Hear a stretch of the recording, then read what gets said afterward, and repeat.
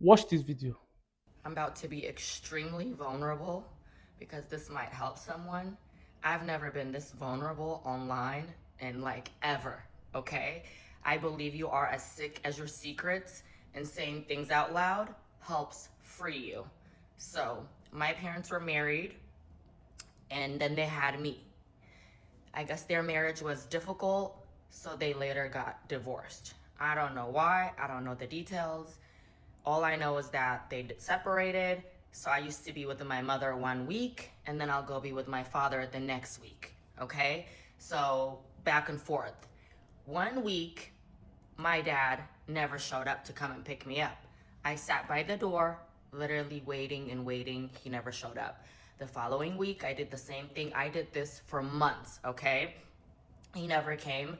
So I felt so rejected, okay? I still quite literally turn into that little girl when I talk about it. It has changed the trajectory of my life, okay? So I didn't find out until literally recently as an adult that my father did not abandon me. My mother cut him off because she was afraid that he was gonna take me from her. So I literally had to grow up without a father, thinking that my father didn't love me. So I would go on dating these men who were amazing to me. I've had wonderful relationships, and I would literally feel like the love was never enough because my father didn't love me. How could another man love me? So it just fucked me up, okay? Like for good.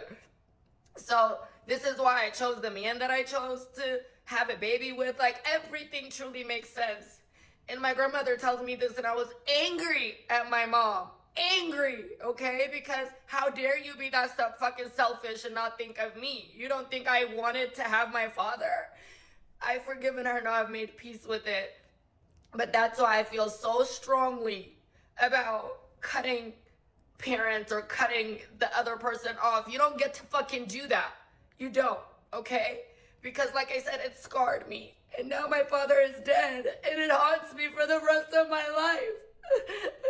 Because I literally grew up thinking he didn't want me. That wasn't the case. He was coming. They were returning him. And I was sitting there by that door, waiting and waiting and waiting and waiting, and he never showed up. And I hope this brings me some type of closure because it literally eats at me all the time, still to this day. The best thing you can do for yourself as an adult who found yourself in this kind of situation, that you are told a lot of things about your father, more especially when your dad is not around till you grow, the best thing to do is to ask questions before you jump into whatever narrative or whatever story you heard.